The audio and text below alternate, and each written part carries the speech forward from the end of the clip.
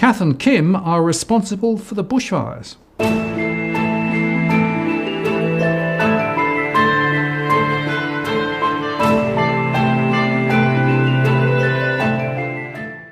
Martin North, John Adams, in the interest of the people.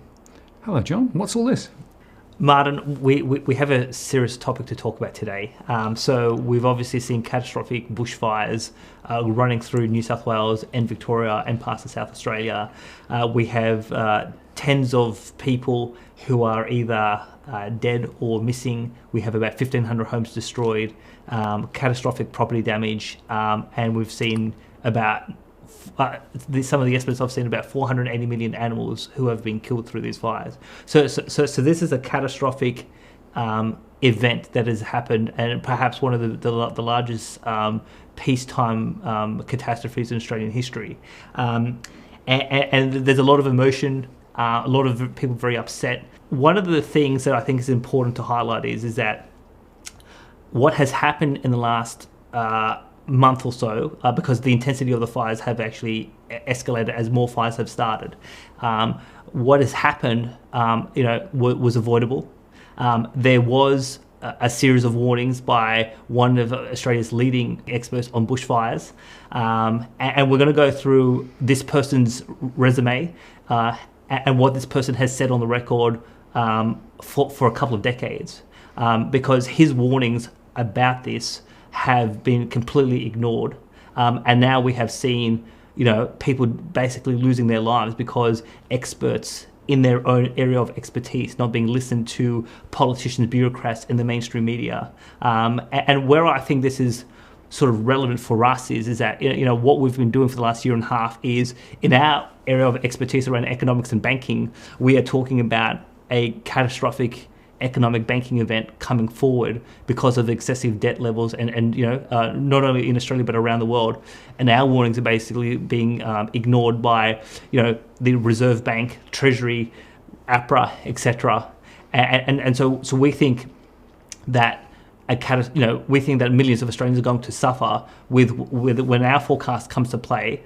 And so, why I think it's relevant to call this out is that we have seen in the last 2 months what happens when bureaucrats and politicians just basically don't listen to expertise advice. Now, and one of the things that I will say is that so the title of the episode is somewhat provocative, Kath and Kim. Now, why did I choose this in terms of choosing this title? So when I think about Kath and Kim, what do I think about? I think about they're caricatures, but they're basically dumb, ignorant people who are disinterested, who are intellectually not curious, sort of people, And so you don't have to find working class bogans to have this sort of mentality. I think this closed-mindedness, not listening to alternative points of view. I think this is rife throughout Australian society. You can see this sort of behaviour and these characteristics among politicians, among senior bureaucrats, and basically, we've seen it even, with the Banking Royal Commission. Don't rock the boat. Don't ask any questions. We're just going to continue along our merry way. And if you say anything that's slightly different to the established norm, you're a conspiracy theorist, you're a crank, etc. So the Kath and Kim, Kath and Kim's a metaphor. It's a mentality, it's a set of behaviours that you see on that show that is right throughout society. And I think these sort of behaviours has contributed to this bushfire catastrophe, but it has also contributed to, or it will contribute to, the economic crisis that we've been talking about for the last year and a half. Okay, so you're drawing parallels essentially from two different domains to make the point that it's really important for people to listen to alternative views and opinions and not just get sucked into a single way of thinking, which becomes the mainstream, the only way of thinking, and then everything else is rejected. Exactly. Okay. Good. So we're going to talk about David Packham. So David Packham, one of Australia's leading experts in terms of bushfires. So just to go through his CV. So he qualified scientist, was awarded the Order of the Australian Medal for his work on bushfire management. From 1962 to 1980, he worked at the CSIRO as a scientist focused on bushfire research. He's worked at Monash University, He was from 1980 to 1985. He was the director of the National Centre for Rural Fire Research. From 85 to 87, he worked as a deputy director at the Australian Counter Disaster College, which was part of the Department of Defence. He's worked as a senior research fellow at Monash University, and he's done a whole host of consultancy work. So this individual, I mean, he's not just some sort of crank. He's one of our leading people, and he's published over 53 research papers about bushfires. So rather than listening to people coming at this, from a point of, superficial knowledge. So just like you and I, we do a deep dive in our areas of expertise. With this guy, now he's retired, but he's been doing this for 50 years, and so he has, exceptional knowledge about this whole area. Now, in 2015.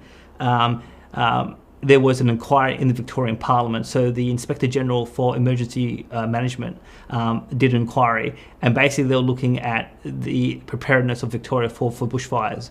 And so, so I think after a series of decades where he's been warning about how we've been approaching land management and fuel loads, and how they contribute to bushfires, he put in a particular submission, and we'll put the submission up on the screen. And this submission actually has some very stark and blunt statements that I think that we need to alert the audience to, because when people say no one saw this coming, or perhaps this was due to a whole host of events, maybe perhaps like climate change. This person's saying something very different, and he said it many years before the event actually happened. So I'm going to read a series of statements from this submission that he put in 2015. So, quote: "We have a failed fire management policy and practice in Southern Australia, especially Victoria. The thermal scale of wildfire in Victoria exceeds by a factor of 20 our ability to extinguish. Disaster scale wildfires occur once in every 30 years, but will become more frequent as fuel levels continue to rise. Southeast and southwest Australian fuel levels have risen over the last 3 decades as mismanagement has been imposed on our environment by misguided green ideology, political failure, and vested interests, and have now reached the most dangerous for the last 50,000 years. The threat is ignored. No government and its machinery is entitled to knowingly put citizens deliberately in harm's way. The current land management policy and practice put citizens in peril. Such acts with full knowledge of the consequences could fall within the definition of a crime against humanity, and when the next fire disaster occurs and perhaps thousands die in Victoria, those responsible should be referred to an international court." Now, these are explosive statements for anyone to make to a parliamentary inquiry, but this guy has 50 years of research behind him, worked at CSIRO, deep expertise, and he's just saying that the way we manage our land and how we've allowed these fuel loads in terms of scrubs and sort of deadwood and all of that to build up, that has been the reason why we have these uncontrollable catastrophic bushfires, and he's basically saying that the way government, particularly in Victoria, has managed this process has been completely wrong. And this failure to manage this is the key contributing factor for why we have the catastrophe that we have today. And it's worth saying that was in 2015. 2015. Right? So before the current events. Before the current events. Yep. But obviously we've had a series of catastrophic bushfires over the last few decades. Whether in 1983 with Ash Wednesday, 2003 that looked at sort of southern New South Wales, at Canberra and Victoria, 2009 with the Victorian fire. So this guy has been all over this issue for a long time, and he's just said that the current way of approaching managing the amount of sort of fuel loads in these state forests has been completely wrong, and this is the main factor. And he's basically saying that people in the know, so that these fire chiefs, governments, bureaucrats, certain people in the media knew that this was knew his view, knew that that what they were doing was wrong. People are now dead. and he said that people knowingly put citizens in this country in harm's way, and they should be referred to an international court. And so, who am I as a non-expert to question someone who could see the crisis coming, put in a submission into a parliamentary inquiry, has deep scientific expertise, and basically saying, "I told you so," and if you had listened to me, this could have all been averted. Makes you think, doesn't it? I wonder what other else you could apply that to. Armageddon? Potentially. So a lot of people in our area of expertise will basically dismiss us until the crisis actually occurs. Yep. But we'll continue to talk about the economic Armageddon coming over the next few months, because we've got a lot to say about what's happening in that area. But in terms of David Packham, so we actually have some footage. So after the 2009 bushfires in Melbourne, in Victoria, he actually gave an interview on a current affair.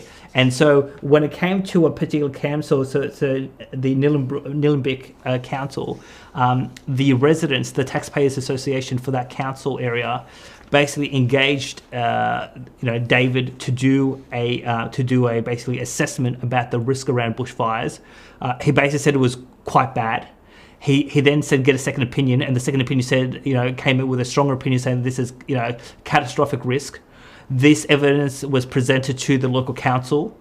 The council did nothing around backburning, around fuel loads, or anything. And then when the 2009 bushfires happened, that particular council area was one of the most affected areas, because this person's professional opinion was basically ignored. So let's actually play David talking to Tracy Grimshaw from Channel 9, where they actually go through some of this detail. Well, there's been a lot of debate this week about some councils' green policies, about fuel reduction methods and measures and whether there was enough, and also the fight or flee policy. And here to talk with me about some of those issues is David Packham, who's a former CSIRO bushfire scientist.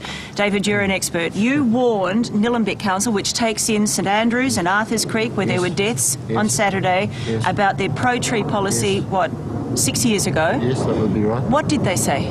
Well, they didn't really say much. It was the Nillumbik Ratepayers Association who were uncomfortable with the fire threat, and they asked me to do an assessment.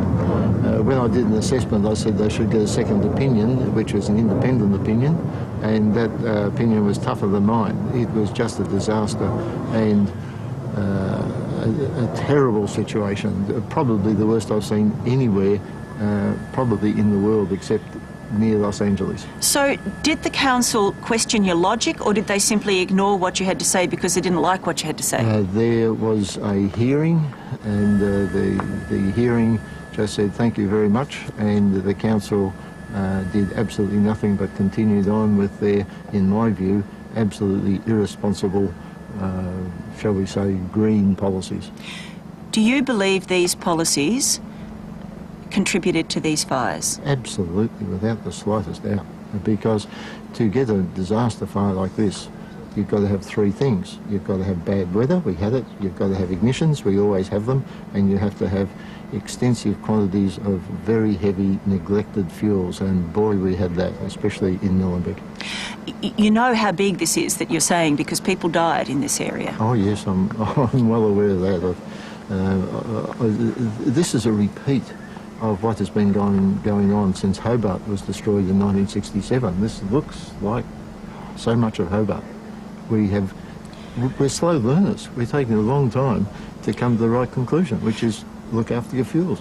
Okay, so, but in terms of fuel reduction, it's not just green groups that oppose fuel reduction. A lot of residents in leafy green areas like their bush around them. Well, they do have a choice. They can have little bits of annoyance when the fuel reductions are going on from time to time, or they can have what we see here. And I don't know about them, but I know which choice I would make and have made. There will be a Royal Commission into this. It will presumably go through all of these questions. Do you believe that the Royal Commission will find failures at a local government and a state government level? Well, in terms of fuel management, they will, or it will. it must, because there's no alternative. That's just absolute. In terms of what people did during the time, there have been some wonderful and heroic and appropriate things. People have all performed as well as they possibly could. But these forces of nature are just so big. The fires we've had in Victoria have been equal in energy release to 660 Hiroshima bombs. Now, no amount of helicopters or yellow uniforms are going to change that. I think there's no question that we've heard some remarkable stories of heroism and wonderfully good things that were done on Saturday. But I guess the point of the Royal Commission is to learn from the mistakes, and you think you've got a finger on the mistakes. Oh, well, there is one outstanding mistake which has been found by the House of Representatives inquiry in 2003 and by the Victorian Parliamentary inquiry, which gave its report only 6 months ago. You must manage your fuels or you'll have these disasters. David, what about the fight or flee early policy? I mean, some people found their very best laid fire plans, literally went up in smoke. It's a highly stressful situation. It's an area in which you cannot afford to make a mistake. It's an area also in which you've had no previous experience.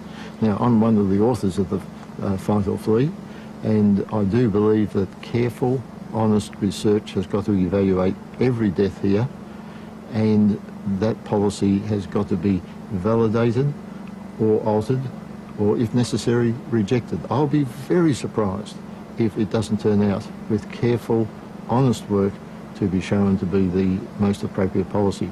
Common sense would tell you that the alternative of dumping everybody onto the roads and having to get them out of the area in an hour or two just can't happen, and you'll have people caught on roads much more than now, and the death tolls will not be 100 or so, or 200, or what I heard tonight, 300, but it will be measured in the thousands. We have to keep people sheltered during the passage of the flame. All right, David, you drove 3 hours to be with us tonight. We appreciate your time. Thank you very much. That's all right. Okay, well, thank you. No worries. Good day. David Pack, and we'll be back with... Okay, well, that's pretty shocking.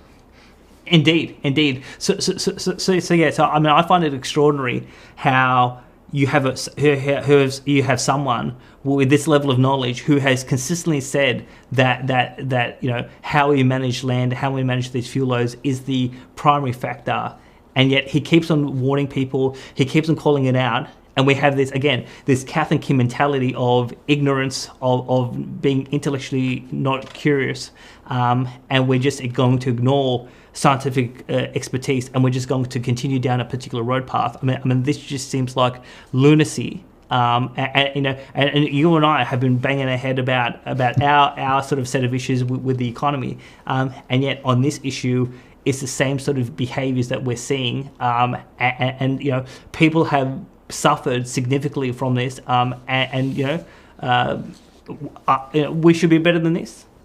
So he's actually made a number of different statements in different spheres quite recently, hasn't he? Yes. So we just quoted what he said in 2009 with Channel 9. We also talked about what he said in 2015. So in the last couple of months, he's given a series of interviews on radio and TV where he's continued to bang on about the same issue. And so I think it's worthwhile to even review some of his latest comments, just to prove that this person is quite consistent in terms of warning about certain issues, and those catastrophic events happening. So David gave an interview with SBS, and this was on the SBS website. So let's actually put that up on the screen for people to have a look at. So I'm just going to read a couple of things from this SBS interview where he sort of gives his most recent opinions. So quote, likening the bushfire disaster in New South Wales to climate change is absolute nonsense, and reducing fuel loads in the Australian bush is urgently needed, a leading scientist says. Yeah, it's absolute nonsense, he told AAP. The very best interpretation is it's misguided by them not understanding how bushfires actually do work in Australia. If there is any global warming, the global warming is so slow and so small that the bushfire event is totally overrun by the fuel state. He says fuel loads are now the heaviest they have been since human occupation of the continent, and Aboriginal methods need to be adopted. There's been this determination over the last 10 to 20 years to not treat our country in the same way Indigenous people treated it for 30,000 years. Now, so there's a whole controversy around climate change. I mean, this is not necessarily the forum for it. Now, he's a bushfire expert. He's not a climatologist. So people will take a view on climate change, and I don't have a particularly strong view one way or the other. But basically, he's saying if climate change did have a contributing factor, in his professional assessment, that factor is quite minor compared to the principal issue, which is about land management and the build-up of all these fuel loads.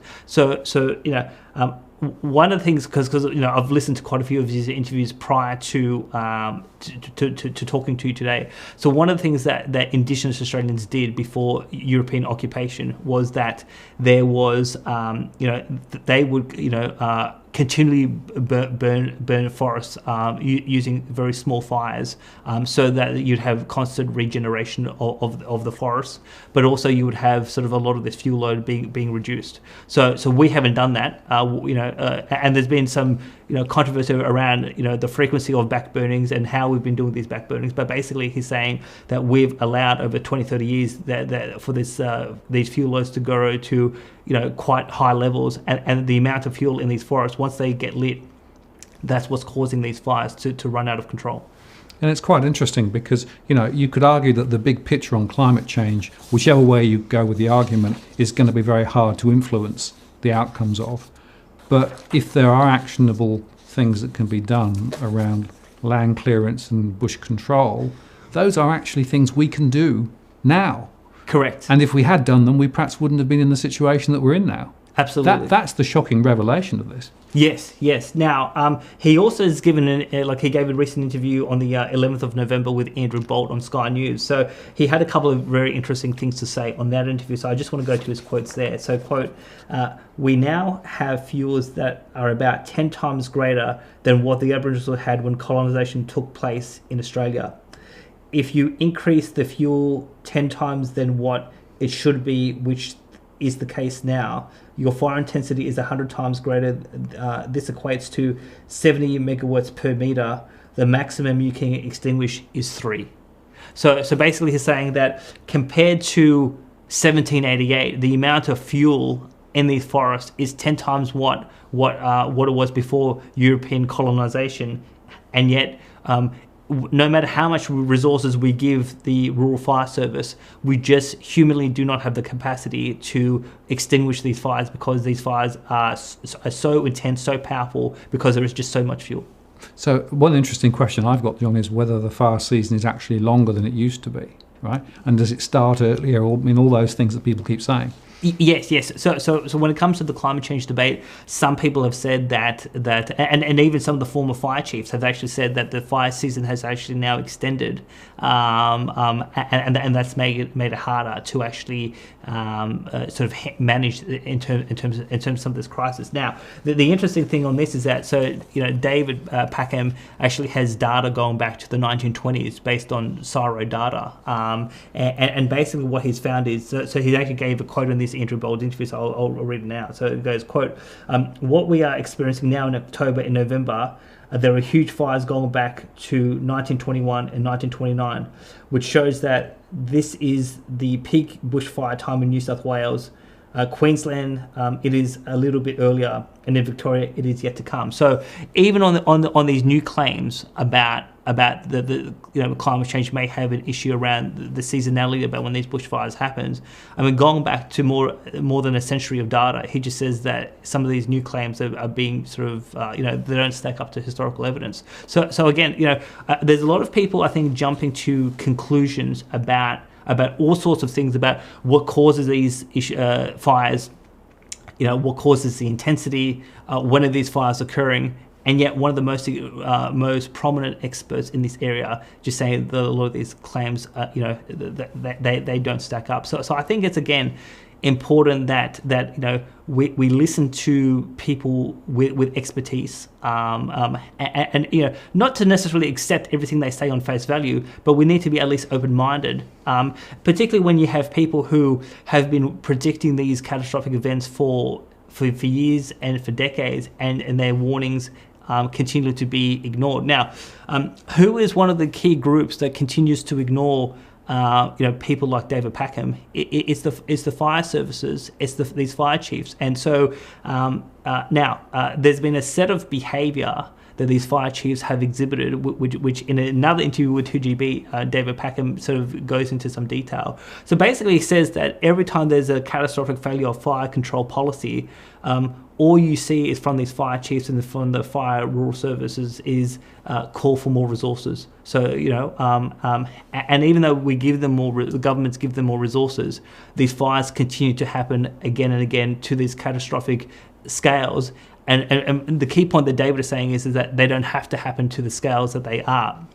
So he actually goes into a bit of conversation on 2GB to explain this sort of circular sort of set of behaviour with the fire chiefs. So let's actually play what he had to say there.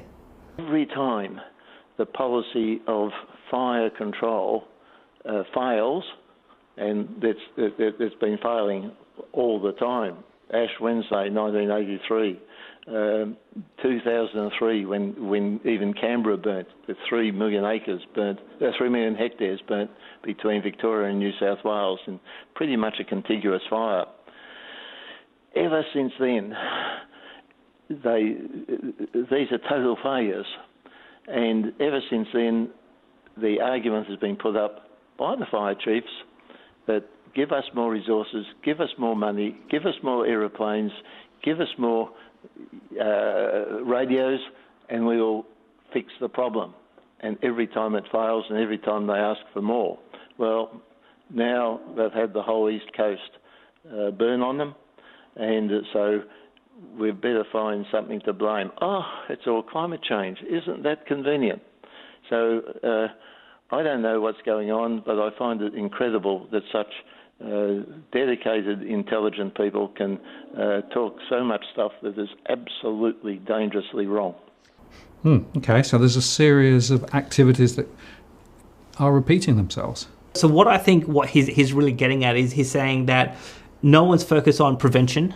Everyone is everyone is reactive when the crisis happens, and then when the crisis happens, people try to shift blame, and then they always just say we need more resources to actually deal with the issue so it doesn't happen again. And yet it is happening again. So why is this set of behaviour happening throughout Australian society? Whether it's about the economy, whether it's about bushfires, people have to acknowledge that there is, Kath and Kim it may not just be fiction. There may be something more to this mentality that's going throughout Australian society, and because of this, we have just seen catastrophic event happen, and to the video you just put out on Walk the World, in terms of, people had no cash. So what happened? There was looting. There was theft. So the things that we see in the third world that have happened here in New South Wales, and we're supposed to be this sophisticated first world sort of society, and yet when things really get prickly, we've just seen a trial run of how societal collapse can even happen here in Australia.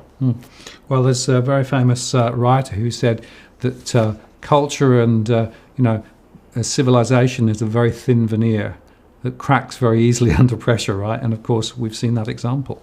Exactly. So to bring this conversation to close, Martin, so I think there's a few things to point out to the audience. First thing is that we've just seen one of the biggest catastrophic natural disasters in Australian history. Scientific experts have been warning that this was going to happen for years. Ministers and senior bureaucrats did not listen to these warnings. And in my opinion, so this expert David Packham said these people need to be referred to a court. I think we're not going to get real change in government until politicians and bureaucrats go to jail for basically gross negligence or incompetence. And this is what I've said about people at the RBA. If we see a catastrophic economic event, people at the RBA, Treasury, APRA, Parliament, people need to go to jail and be held accountable for basically not listening to people with an alternative point of view who actually are pretty, cluey and knowledgeable in their area of expertise. So I think it's another important thing is that the mainstream media in general continues to push particular narratives which may not be backed up by the best research possible. And then when you do have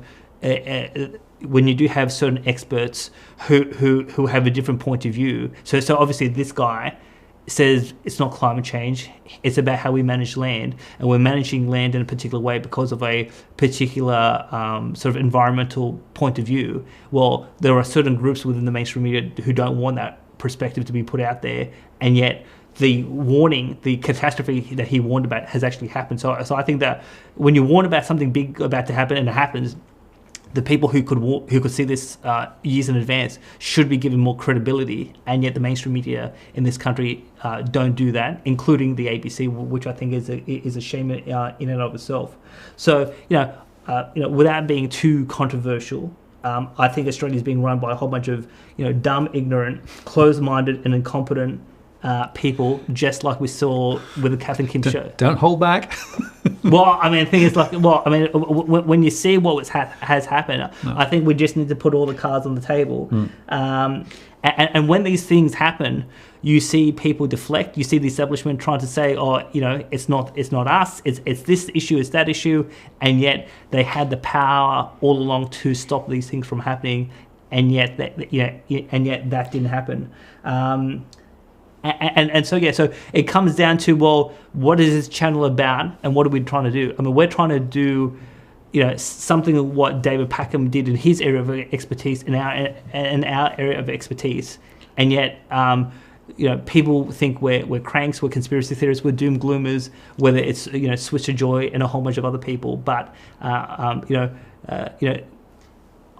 I am convinced, based on my research, based on economic history, that a significant economic crisis is coming, and this crisis is going to be, the effects of this crisis will be much more severe than in terms of what happened with this bushfire, and yet we still have an opportunity to get things happening in government so that the effects of the economic crisis is not as severe as what it has to be, and yet we continually are ignored.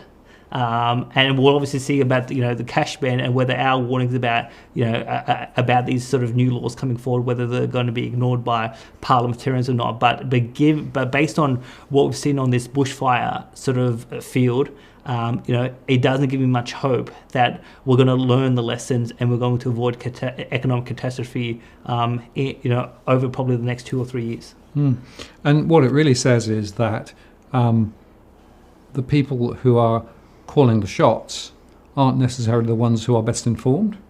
Correct. They are tending to look after their own positions and to protect their particular points of view. They tend to use media and spin and deflect, rather than wanting to tackle the fundamental issues that they should be tackling. And that behaviour, as you say, is quite widely spread, not just, in Australia, but certainly in Australia. And we see that around the bushfires, we see that around economics, and we see that around the financial situation that we're in. So I think what you're saying is there is a small window of opportunity to think and behave and act differently. But if we don't, then disaster waits. Absolutely. John, I appreciate your time today. Thank you. Martin North, John Adams, in the interest of people. We'll see you next time.